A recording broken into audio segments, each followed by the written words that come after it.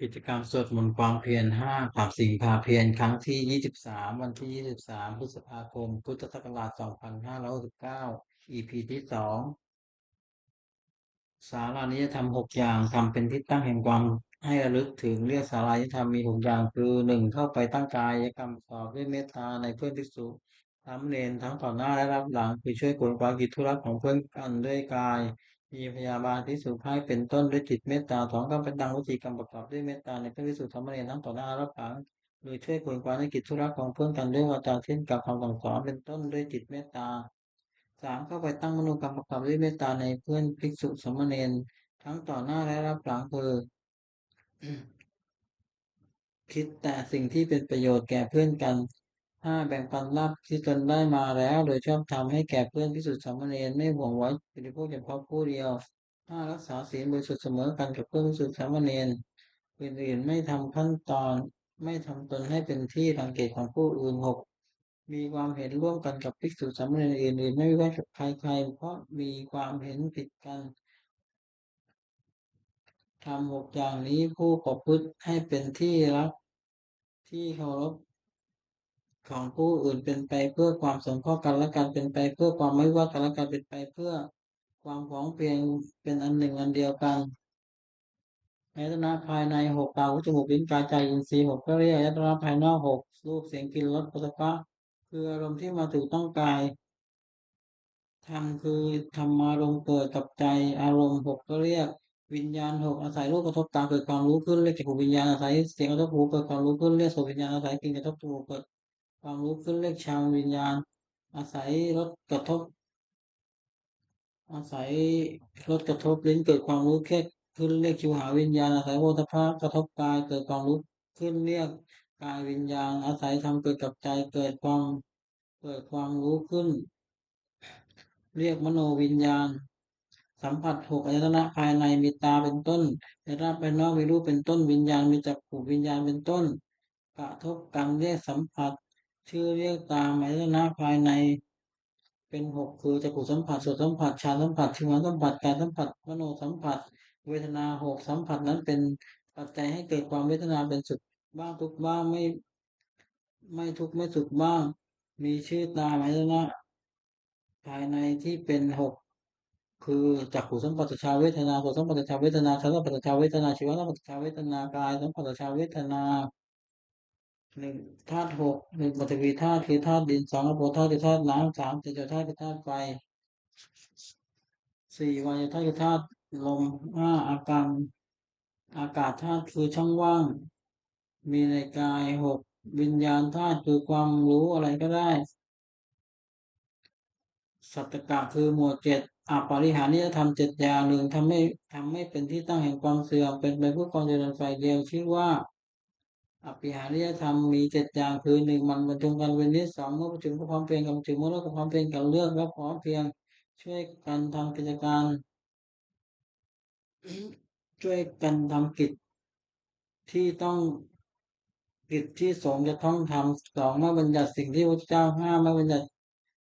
พระพุทธเจ้าไม่บัญญัติขึ้นไม่ถอนสิ่งที่พระองค์บัญญัติไว้แล้วสมาทานศีล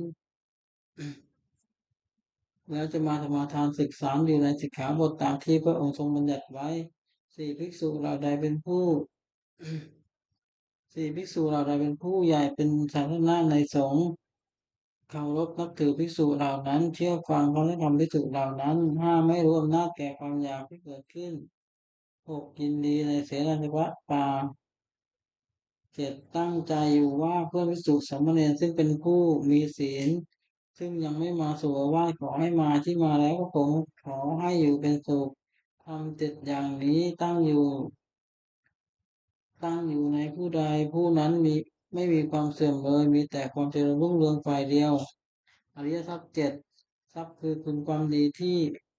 มีในสันดานอย่างประเสริฐเรียกอริยทรัพย์มี7 อย่างคือ1ศรัทธาเชื่อในสิ่งที่ควรเชื่อ2ศีลรักษากายวาจาใจให้เรียบร้อย3ความละอายต่อบาปทุจริต4โอตตัปปะเรื่องตัวต่อบาป5พหุตัจจะความเป็นคนความเป็นคนเคยได้ยินได้ฟังมามากคือจำทรงธรรมและรู้ศิลปะวิทยามาก 6จาคะสละให้บางสิ่งของของตนแก่คนที่ควรให้ปัน3ปัญญารอบรู้สิ่งที่เป็นประโยชน์และไม่เป็นประโยชน์สัพพุริสธรรม7 อย่างธรรมของสัตว์บุรุษเรียกว่าสัพพุริสธรรมมี7 อย่างธรรมอนุตตาความเป็นผู้รู้จักเหตุเช่นรู้จักว่าสิ่งนี้เป็นเหตุแห่งสุขสิ่งนี้เป็นเหตุแห่งทุกข์2อัตตัญญุตาความเป็นผู้รู้กำหนดรู้ผล เช่นรู้จักว่าสุขเป็นผลแห่งนี้ทุกข์เป็นเหตุทุกข์เป็นผลแห่งเหตุอันนี้อัตตัญญุตาความเป็นผู้รู้จักตนว่าเราเคยได้ว่าโดยชาติตระกูลยศศักดิ์สมบัติบริวารความร้อนและคุณธรรมเพียงเท่านี้แล้วประพฤติตนให้สมควรแก่ที่เป็นอยู่อย่างไรมัตตัญญุตาความเป็นผู้รู้ประมาณในการแสวงหาเครื่องเลี้ยงชีวิตโดยแต่ทางที่ชอบและรู้จักประมาณในการบริโภคแต่พอควรกวันยุตาความเป็นผู้รู้จักการเวลาอันสมควรในอันประกอบกิจนั้นๆปริสัญญุตาความเป็นผู้รู้จักประชุมชนและกริยาที่ต้องประพฤติต่อชุมชนนั้นๆว่าหมู่นี้เมื่อเข้าไปหาจะต้องทำกิริยาอย่างไรจะต้องพูดอย่างนี้เป็นต้นบุคลปโรปัจยุตาความเป็นผู้รู้จัก เลือกบุคคลว่าผู้นี้เป็นคนดีควรคบผู้นี้เป็นคนไม่ดีไม่ควรคบเป็นต้นสัพพุริสธรรมมีอีก7 อย่างสัตว์รูปประกอบด้วยธรรม7 ประการคือมีศรัทธาและความละอายต่อบาปมีความกลัวต่อบาปเป็นคนได้ยินได้ฟังมากเป็นคนมีความเพียรเป็นคนมีสติมั่นคงเป็นคนมีปัญญาจะศึกษาสิ่งใดใครก็ไม่ปรึกษาเพื่อจะเบียดเบียนตนและผู้อื่นจะคิดสิ่งใดก็ไม่คิดเพื่อเบียดเบียนตนและผู้อื่นจะพูดสิ่งใดก็ไม่พูดเพื่อจะเบียดเบียนตนและผู้อื่นจะทำสิ่งใดก็ไม่ทำเพื่อจดทะเบียนตามจดทะเบียนตนและเพื่อจะเบียดเบียนตนและผู้อื่นมีความเห็นชอบมีความเห็นว่าทำดีได้ดีทำด้วยได้ช่วยเป็นต้นให้ทานโดยเคารพเอื้อเฟื้อแก่ของที่ตัวให้และผู้รับทานนั้นไม่มีอาการหลุดทิ้งเสียโพชงสติความรู้ได้ธรรมะวิจยะความสอดส่องธรรมวิริยะความเพียรปิติความตั้งใจปัจจุบันความสงบใจและอารมณ์สมาธิความตั้งใจมั่นอุเบกขาความวางเฉยเรียกตามประเภทว่าสติสัมโพชงไปเลยลำดับจนถึงอุเบกขาสัมโพชงอัตถกะคือหมวด8โลกธรรมธรรมที่ครอบงำสัตว์โลกอยู่เป็นสัตว์และสัตว์โลกย่อมเป็นไปตามธรรมนั้นเรียกว่าโลกธรรมโลกธรรมนั้นมี7 อย่างคือมีลาภหนึ่งไม่มีลาภหนึ่งมียศหนึ่งไม่มียศหนึ่งมีนินทาหนึ่งสรรเสริญหนึ่งสุขหนึ่งทุกข์หนึ่งในโลกธรรม8 ประการนี้อย่างใดอย่างหนึ่งเกิดขึ้นตัวพิจารณาสิ่งที่เกิดขึ้นแล้วแก่เราก็แต่ว่ามันไม่เที่ยงเป็นทุกข์มีความแปรปรวนเป็นธรรมดาควรรู้ตามที่เป็นจริงอย่าให้มันครอบงำจิตได้คืออย่ายินดีในส่วนที่ปรารถนาอย่ายินร้ายในส่วนที่ไม่ปรารถนาลักษณะตัดสินธรรมวินัย8 ประการทำเหล่าใดเป็นไปเพื่อความกำหนัดย้อมใจเป็นไปเพื่อความประกอบทุกข์เป็นไปเพื่อความสะสมกองกิเลสเป็นไปเพื่อความอยากใหญ่เป็นไปเพื่อความไม่สันโดษยินดี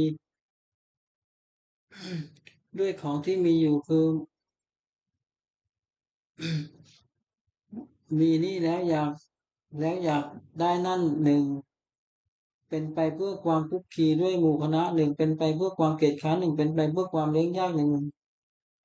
ทำเหล่านี้ให้พึงฟังว่าไม่ใช่ธรรมไม่ใช่วินัยไม่ใช่คำสั่งสอนของพระศาสดากรรมเหล่าใดเป็นที่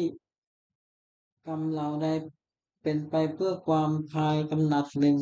เป็นไปเพื่อความปราศจากทุกข์เป็นไปเพื่อความไม่สะสมของกิเลสเป็นไปเพื่อความละอาย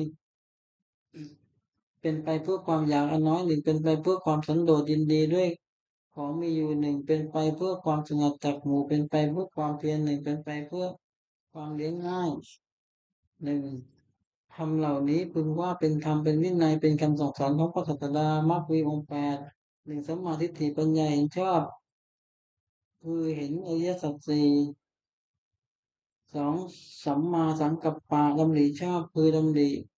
ออกจากกามหนึ่งดำริในอันไม่พ้นพยาบาทหนึ่งดำริในอันในอันไม่เบียดเบียนหนึ่งสัมมาวาสัมมาวายสัมมาวาจาเจรจาชอบคือเว้นจากวจีทุจริตสี่สัมมากัมมันตะทำการงานชอบคือเว้นจากกายทุจริตสามสัมมาชีวะเลี้ยงชีวิตชอบคือเว้นจากความเลี้ยงชีวิตโดยทางที่ผิดสัมมาวายามะเพียรชอบคือเพียรในที่สี่สถานสัมมาสติระลึกชอบคือระลึกในสติปัฏฐานทั้งสี่สัมมาสมาธิตั้งใจไว้ชอบคือเจริญฌานทั้งสี่ในองค์มรรคทั้งนั้นถึงชอบดำริชอบสงเคราะห์เข้าในปัญญาสิกขาวาจาชอบการงานชอบเลี้ยงชีพชอบสงเคราะห์เข้าในศีลสิกขาเปลี่ยนชอบระลึกชอบตั้งใจไว้ชอบสงเคราะห์เข้าในจิตตสิกขานวากะคือหมวดเก้ามรรคคือมนทินเก้าอย่างโกรธหนึ่งลบหลู่คุณท่านหนึ่งวิทยาหนึ่งตนีหนึ่งมายาหนึ่งมรรคหนึ่งพุทธกฎหนึ่งมีความปรารถนาลามกหนึ่งเห็นผิดหนึ่งทัศกะคือหมวดสิบอกุศลกรรมบทสิบจัดเป็นกายกรรมคือทำด้วยกายสามอย่างหนึ่งปฏิบัติ ทำชีวิตสัตว์ให้ตกล่วงคือฆ่าสัตว์สองกัญญาทานคือเลี้ยวสิ่งของที่ผมไม่ให้ด้วยการแข่งโมสามกรรมสิจาจารพวกพฤติในกรรมเป็นวิจีกรรมคือทำด้วยใจสี่อย่างหนึ่งมุสาวาทาเวรมณี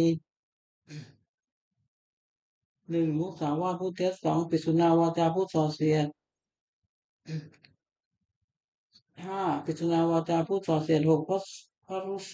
พระรุสวาจาผู้คำหยาบเจ็ดสัมผัสปราปาพูดเพ้อเจ้อ จัดเป็นมโนกรรมคือทำด้วยใจสามอย่างหนึ่งอภิชฌาโลกให้ได้ของขาวสองพยาบาทกองร้ายขาวสิบมิจฉาทิฏฐิเห็นผิดจากกองธรรมกรรมสิบอย่างนี้เป็นทางบาปไม่ควรดำเนินกุศลกรรมบทสิบต้องเป็นกายกรรมสามอย่างปานาติติตาเวรมณีเว้นจากการทำศีลสัตว์ตกล่วงสองปฏิดาทานาเวรมณีเว้นจากถือสิ่งของที่ของไม่ได้ให้ด้วยการแข่งมวยสามกามเมตุวิชัจจาราเวรมณีเว้นจากทุกข์ในกามสี่ จัดเป็นวจีกรรมคือทำด้วยวาจาสี่อย่างสี่มุสาวาทาเวรมณีเว้นจากการพูดเท็จปิสุนายะวาจายะเวรมณีเว้นจากการพูดส่อเสียดพัสพรุษายะวาจาเวรมณีเว้นจากการพูดคำหยาบเจ็ดสัมผัสปราปาเวรมณีเว้นจากพูดเพ้อเจ้อจัดเป็นมโนกรรมคือทำด้วยใจสามอย่างอภิชฌาไม่โลภอยากได้ของเขาเก้า พยาบาทไม่พยาบาทคองร้ายเขาสิบสัมมาทิฏฐิเห็นชอบตามคองธรรมทำสิบอย่างนี้เป็นทางบุญควรดำเนินบุญกิริยาวัตถุสิบอย่างทานามัยบุญสำเร็จด้วยการประจากทานศีลนามัยบุญสำเร็จด้วยการรักษาศีลภาวนามัยบุญสำเร็จด้วยการเจริญภาวนาอัปปจายนามัยบุญสำเร็จด้วยการประพฤติทำตนแก่ผู้ใหญ่เวยาวัจจะไมยบุญสำเร็จด้วยการช่วยขวนขวายในกิจที่ชอบปฏิทานามัยบุญสำเร็จด้วยการให้ส่วนบุญเจ็ดปัตตานุโมทนามัยบุญสำเร็จด้วยการอนุโมทนาส่วนบุญธรรมสวนามัยบุญสำเร็จด้วยการฟังธรรมธรรมเทศนามัยบุญสำเร็จด้วยการแสดงธรรมสิบทิฏฐุคู่กรรมการทำความเห็นให้ตรงทำที่เป็นทำที่เป็นชิดกุศลงานหนึ่งสิบอย่างหนึ่งวันที่กุศลงานหนึ่งว่าบัดนี้เรามีเพศเรามีเพศต่างจากคฤหัสถ์แล้วอาการกิริยาใดๆของสมณะเราต้องทำอาการกิริยานั้นสองบรมชิตกุศลงานถึงเรื่องว่าความเลี้ยงชีพของเราเนื่องด้วยผู้อื่นเราควรทำตัวให้เขาเลี้ยงง่าย สามที่ควรพิจารณาเนืองๆว่าอาการกายวาจาอย่างอื่นที่เป็นอย่างอื่นที่เราจะต้องทำให้ดีขึ้นไปกว่านี้ยังมีอยู่มากไม่ใช่เพียงเท่านี้สี่มันที่ควรพิจารณาเนืองๆว่าตัวของเราเองติดเป็นตัวของเราเองโดยศีลได้หรือไม่มันที่ควรพิจารณาเนืองๆว่าผู้ใคร่ควรแล้วติดเตียงเราโดยศีล ได้หรือไม่หกที่กรมยานเนืองว่าเราจะต้องพัดพรากจากของรักของชอบใจทั้งนั้นเจ็ดความที่กรมยานเนืองว่าเรามีกรรมเป็นของตัวเราจะทำดีจะได้ดีทำชั่วจะได้ชั่ว 8ประชิดกเวทหนึ่งว่าวันคือล่วงไปล่วงไปบัดนี้เราทำอะไรอยู่9ประชิดกเวทหนึ่งว่าเรายินดีในที่สงัดหรือไม่10ประชิดกเวทนาหนึ่งเนืองว่าคุณวิเศษของเรามีอยู่หรือไม่หรือจะให้เราเป็นผู้ไม่เก้อเขินในเวลาอันเพื่อประชิดตามในเวลาในการภายหลัง นาฏกรรมบทนาฏกรธรรมคือทำที่พึ่ง10 อย่างหนึ่งศีลรักษากายวาจาใจให้เรียบร้อย2โมทจาความเป็นผู้ได้สดับรับฟังมาก3กัลยาณมิตรตาความเป็นผู้มีเพื่อนดีงามโสวจัสตาความเป็นผู้ว่าง่ายสอนง่ายกิงกริยสูทักตาความขยันช่วยเอาใจใส่ในกิจธุระของเพื่อนพิสุทธิสามเณร 6ธรรมะกับธรรมะกามตาความใคร่ในธรรมที่ชอบ7วิริยะความเพียรเพื่อจะลดความวิริยะความเพียรเพื่อจะลดความชั่วประพฤติความดี8สันโดษยินดีด้วยผ้านุ่งผ้าห่มอาหารที่นอนที่นั่งและทำมีทำได้9สติจำการที่ได้ทำและคำพูดแล้วแม้นานได้10ปัญญารอบรู้ในกองสังขารตามเป็นจริงอย่างไรกถาวัตถุคือถ้อยคำที่ควรพูด10 อย่างหนึ่งอปิอปิชฌาอปิชฌกถาถ้อยคำที่ชักนำให้มีความปรารภน้อยสันตุติกถาถ้อยคำที่ชักนำให้สันโดษยินดีด้วยปัจจัยตามมีตามได้3ปวิเวกถาถ้อยคำที่ชักนำให้สงัดกายสะอาด4สักขะถาถ้อยคำที่ชักนำไม่ให้ละคนด้วยหมู่5วิริยาลัมภกถาถ้อยคำที่ชักนำให้ปรารภความเพียรศีลคถาถ้อยคำที่ชักนำให้ตั้งอยู่ในศีล9สมาธิคถาถ้อยคำที่ชักนำให้ทำใจให้สงบ8ปัญญาคถาถ้อยคำที่ชักนำให้เกิดปัญญา วิมุตติกาถ้อยคำที่ชักนำให้ทำใจให้พ้นจากกิเลส10วิมุตติญาทัศนคถาถ้อยคำที่ชักนำให้เกิดความรู้ความเห็นในความที่ใจพ้นจากกิเลสอนุสติคืออารมณ์ควรระลึก10 ประการ1พุทธันุสติระลึกถึงคุณของพระเจ้า2ธรรมานุสติระลึกถึงคุณของพระธรรม3สังฆานุสติระลึกถึงคุณของพระสงฆ์4ศีลานุสติระลึกถึงศีลของตนจาคานุสติระลึกถึงท่านที่ตนบริจาคจาคานุสติระลึกถึงทานที่ตนบริจาคแล้ว6เทวตานุสติระลึกถึงคุณที่ทำบุคคลให้เป็นเทวดา7มนสติระลึกถึงความตายที่จะมาถึง8กายกายกายคตาสติระลึกทั่วไปในให้เห็นว่าไม่งามน่าเกลียดโสโครกอานาปานสติตั้งจิตกำหนดลมหายใจเข้าออก10อุปสมานุสติระลึกถึงคุณพระนิพพานซึ่งเป็นที่ระงับกิเลสกองทุกข์ปกิณกะคือหมดปัจเจกอุปกิเลสคือโทษเครื่องเศร้าหมอง16 อย่างหนึ่งอภิชฌาวิสมโมภะละโมบ ละโมบไม่สม่ำเสมอคือความเพ่งเล็ง2โทสะร้ายกาจ3โกฏะโกรธ4อุปาณาหะผูกโกรธไว้5มัคคะลบหลู่คุณท่าน6ปราศาตีเสมอคือยกตัวเทียมท่าน7อิสสาริษยาคือเห็นเขาได้ดีจนอยู่ไว้ได้8มัคชริยะตนี9มายามันยาคือเจ้าเล่ห์10สาเทยะโอ้อวด11สัมภะหัวดื้อ12สารัมภะแข่งดี13มานะถือตัว14อติมานะดูหมิ่นท่าน15มัทธะมัวเมา16ปมาทะเริงเร่อโพธิปักขิยธรรม37ประการสติปัฏฐาน4สัมมัปปทาน4อิทธิบาท4อินทรีย์5พละ5โพชฌงค์7มรรคมีองค์8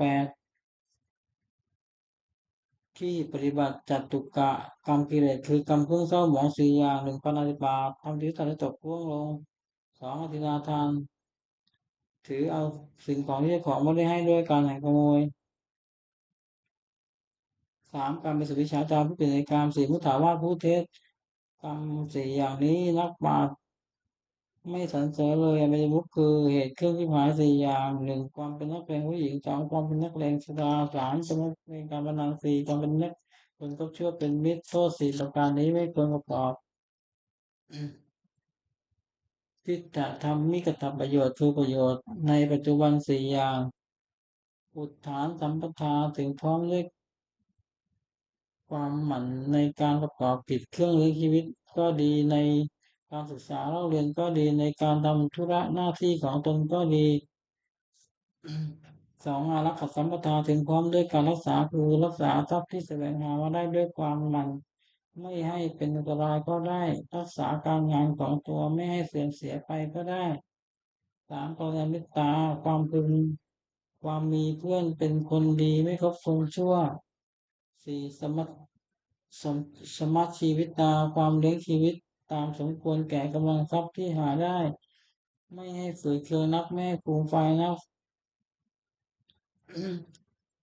สัมปรายิกตประโยชน์คือประโยชน์ภายหน้าสี่อย่างหนึ่งศรัทธาสัมปทาถึงความด้วยศรัทธาคือเชื่อในสิ่งที่ควรเชื่อเช่นเชื่อว่าทำดีต้องดีทำชั่วต้องชั่วเป็นต้นสองศีลสัมปทาถึงความด้วยศีลคือรักษาคือรักษากายวาจาให้เรียบร้อยไม่มีโทษสามจาคะสัมปทาถึงความด้วยบริจาคทานเป็นการเฉลี่ยสุขให้แก่ผู้อื่นสี่ปัญญาสัมปทาถึงพร้อมด้วยปัญญารู้จักบาปบุญคุณโทษเป็นประโยชน์หรือไม่เป็นต้น มิตรตะปฏิรูปคือคนเทียมมิตรสี่จำพวกหนึ่งคนบอกเล่าสองคนปุถะพูดสามคนหัวประจบสี่คนลักคนชักขนชวนในทางที่หายคนสี่จำพวกนี้ไม่ใช่มิตรเป็นแต่คนเทียมมิตรไม่ควรคบ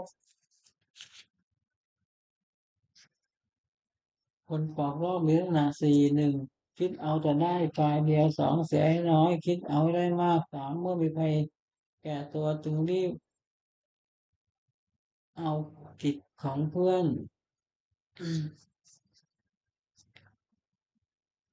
เมื่อมีภัยเมื่อมีภัยแก่ตัวจึงรับเอาผิดของเพื่อนสี่คบเพื่อนเพราะเห็นแก่ประโยชน์ของตัวสองคนดีแต่พูดเรื่องนาสี่หนึ่งเก็บเอาของล่วงแล้วมาปราศัยสองอ้างว่าของที่ยังไม่มีมาปราศัยสามสงเคราะห์ด้วยสิ่งหาประโยชน์ไม่ได้สี่ออกปากพิพึ่งไม่ได้คนหัวประจบนี้นาสี่หนึ่งจะทำชั่วก็คอยตามสองจะทำดีก็คอยตามสามต่อหน้าว่าสรรเสริญสี่และฟังตั้งนินทาคงชวน คนชักชวนในทางที่หายมีลักษณะสี่หนึ่ง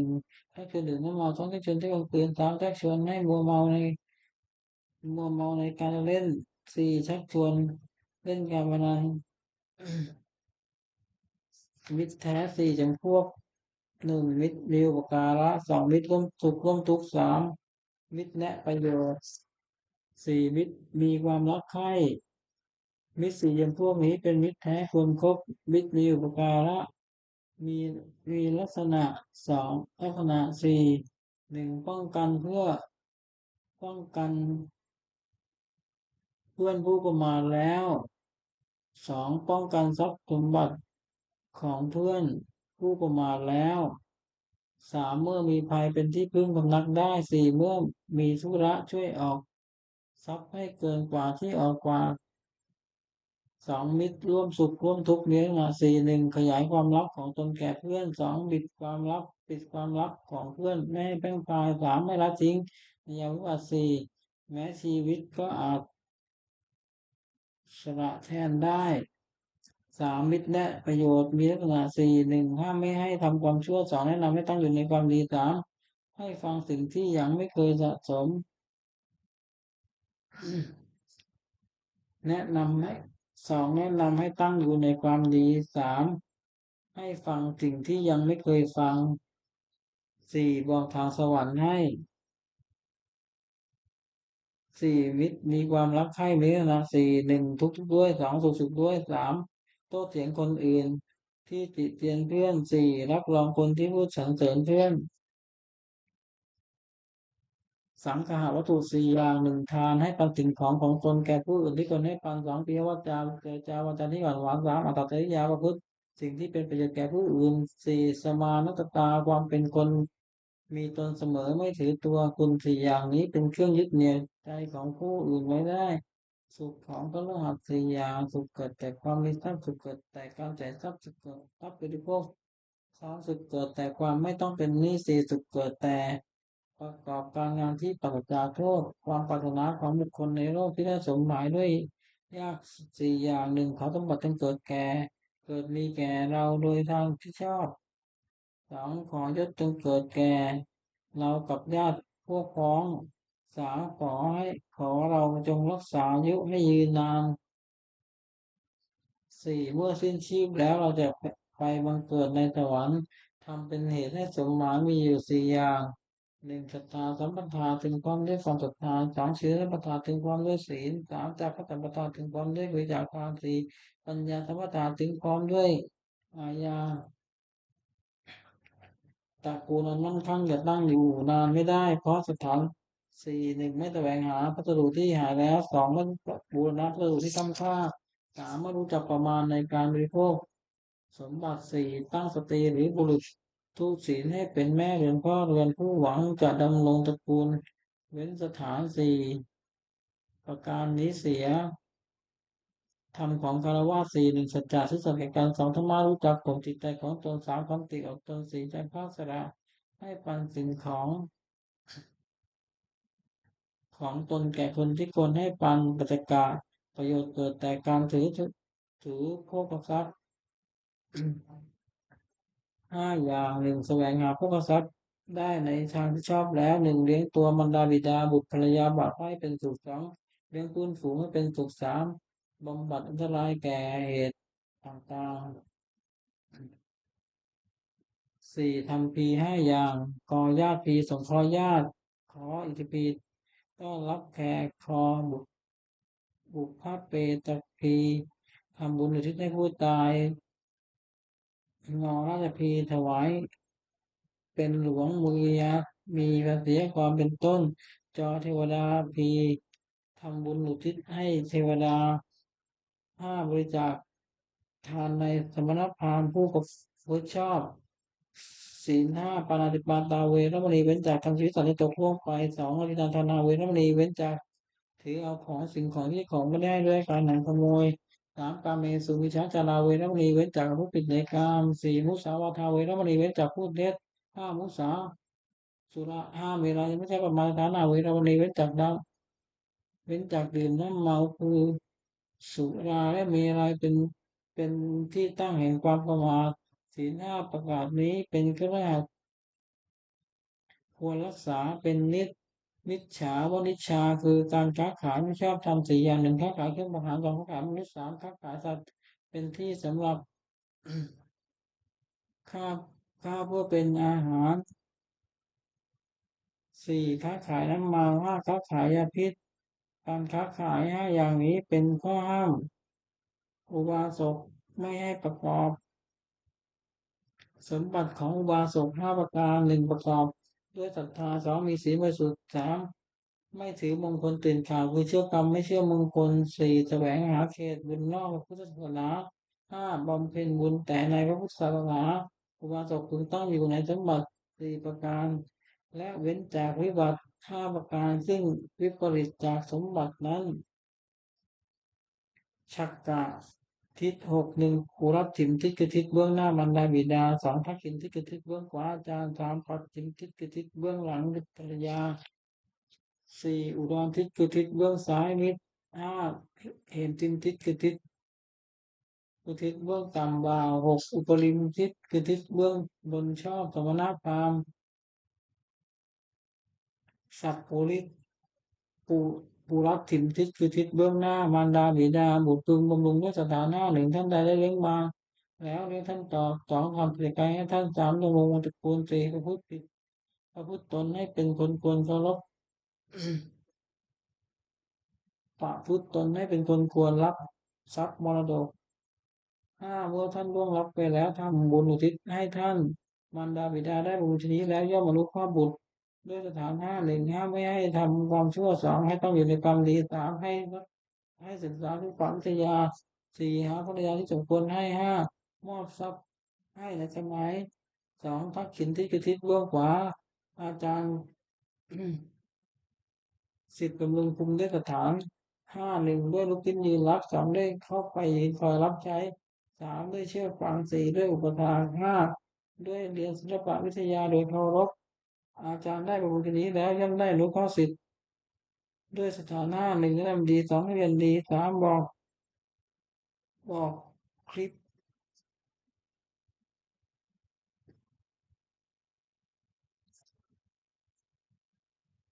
สามบอกศิลปะสามบอกศิลป์ให้สิ้นเชิงไม่ปิดบังอำพราง สี่ยกย่องให้ปรากฏในเพื่อนฝูงทำป้องกันในทิศทั้งหลายคือจะไปทางทิศไหนก็ไม่อดอยากสามปัจฉิมทิศคือทิศเบื้องหลังภรรยาสามีคุณลุงด้วยสถานหนึ่งด้วยการยกย่องนับถือว่าเป็นภรรยาสองด้วยไม่ดูหมิ่นสามด้วยไม่ประพฤติร่วงใจสี่ด้วยมอบความเป็นใหญ่ให้ห้าด้วยให้เครื่องแต่งตัวภรรยาได้บำรุงชนิดแล้วย่อมอนุเคราะห์สามีด้วยสถานหนึ่งจากการงานดีสองสงเคราะห์คนข้างเคียงผัวดีสาม ประพฤติร่วมใจผัวไม่สามารถประพฤติร่วมใจผัวสี่รักษาทรัพย์ที่ผัวหามาได้ไว้ขยันไม่เกียจคร้านในกิจการทั้งปวงสี่อุดรทิศกทิศเบื้องซ้ายมิตรกุลบุตรภูมิลุงด้วยสถานหนึ่งด้วยให้ปานสองด้วยเจรจาถ้อยคำที่ไพเราะสามด้วยประพฤติประโยชน์สี่ด้วยความเป็นผู้มีตนเสมอด้วยไม่เกรงแกล้งกล่าวให้พลาดจากความเป็นจริงมิตรได้บำรุงชนี้แล้วย่อมบรรลุข้อกุลบุตรด้วยสถานหนึ่งรักษามิตรผู้ประมาทแล้วสองรักษาทรัพย์ของมิตรผู้ประมาทแล้วสามเมื่อมีภัยเอาเป็นที่พึ่งนักได้สี่ไม่ละทิ้งในยามวิบัตินับถือแต่นับถือตลอดถึงวงของมิตร เหตุจิมทิศคือทิศเบื้องต่ำบ่าวนายประมูลได้สถานหนึ่งได้จัดการงานให้ทำตามสมควรแก่กำลังสองด้วยให้อาหารและรางวัลสามด้วยรักษาพยาบาลในเวลาเจ็บไข้สี่ด้วยแจกของมีรถแปลกประหลาดให้กิน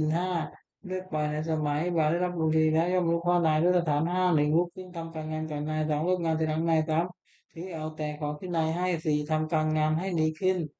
นำคุณของนายไปสรรเสริญในที่นั้น อุปริมทิศคือทิศเบื้องบนสมณพราหมณ์กุลบุตรคุณมุนด้วยสถานหนึ่งด้วยกายกรรมคือทำอะไรประกอบด้วยเมตตาสองด้วยวิจีกรรมคือพูดอะไรประกอบด้วยเมตตาสามด้วยมโนกรรมคือคิดอะไรประกอบด้วยเมตตาสี่ด้วยความเป็นผู้ไม่ปิดประตูคือมีได้ห้ามเข้าบ้านเรือนด้วยอามิสด้วยให้อามิสทานสมณพราหมณ์ได้บรรลุทีนี้แล้วย่อมอนุเคราะห์ คุณบุตรด้วยสถานหนึ่งไม่ให้กระทำความชั่วสองให้ตั้งอยู่ในความดีสามอนุเคราะห์ด้วยน้ำใจงามสี่ให้ฟังสิ่งที่ไม่เคยฟังทำสิ่งที่ไม่เคยฟังตั้งแต่บอกสองสวรรค์ให้อบายมุขคือเหตุที่หายหนึ่งหรือว่าเมาสองเที่ยวกลางคืนสามเที่ยวดูการเล่นสี่เล่นการพนันประพฤติเป็นไม่ถูกเกียรติขันธ์ทำการงานหนึ่งน้ำมามีโทษหนึ่งเสียทรัพย์สองก่อการทะเลาะวิวาทสองสามเปิดโลกสี่ต้องติดเตียนรู้จักอายทำกำลังปัญญาสองเที่ยวกลางคืนมีโทษหนึ่งเชื่อว่าไม่รักษาตัวสองเชื่อว่าไม่รักษาลูกเมียสามเชื่อว่ารักษาทรัพย์สมบัติสี่เชื่อว่าเมื่อแหวนของคนทั้งหลายมักถูกใจกว้างได้ความลำบากมากเที่ยวดูการเล่นมีโทษตามวัตถุประสงค์ไปดูหกหนึ่งเราที่ไหนไปที่นั่นสองบ้านที่ไหนไปที่นั่นสามดีสิที่เราที่ไหนไปที่ไหนไปที่นั่นสี่เสียข้าวที่ไหนไปที่นั่นเพลงที่ไหนไปที่นั่นหกเกิดที่ไหนไปที่นั่นเรื่องการพนันไม่โทษหนึ่งเมื่อชนะย่อมก่อเวรสองเมื่อแพ้ย่อมเสียได้ทรัพย์ที่เสียไปสามทรัพย์ย่อมหายสี่ ไม่มีใครเชื่อถือถ้อยคำเป็นที่หมิ่นประมาทของเพื่อนหกไม่มีใครประสงค์จะแต่งงานด้วยคบคนชั่วเป็นมิตรมีโทษตามบุคคลที่คบหนึ่งนำให้เป็นนักเลงการพนันสองนำให้เป็นนักเลงเจ้าชู้สามนำให้เป็นนักเลงเหล้าสี่นำให้เป็นคนลวงเขาด้วยของปลอมนำให้เป็นคน นำให้เป็นคนลวงเขาซึ่งหน้าหกนำให้เป็นคนหัวไม้หกเกียรติขันธ์ทำการงานมีโทษหกมักให้อ้างว่าหนานักแล้วไม่ทำงานสองมักให้อ้างว่าร้อนนักแล้วไม่ทำงานสามมักให้อ้างว่าเวลาเย็นแล้วไม่ทำงานสี่มักให้อ้างว่ายังขายอยู่แล้วไม่ทำงานมักให้อ้างว่าอยู่นักแล้วไม่ทำงาน 6มักให้อ้างว่ากายนะเขาไม่ทำงานผู้หวังเจริญด้วยผู้ประกับพึงเว้นเหตุก็ยิบหายอุปการนี้เสีย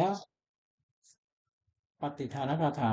ยาเทวตาสันติวิหารวาสินีทุเบคะเลโพธิคะเลตหิงติงตาธรรมทานเนนะขวันตุปิตาโสติงกโรนเตตวิหารมัตเล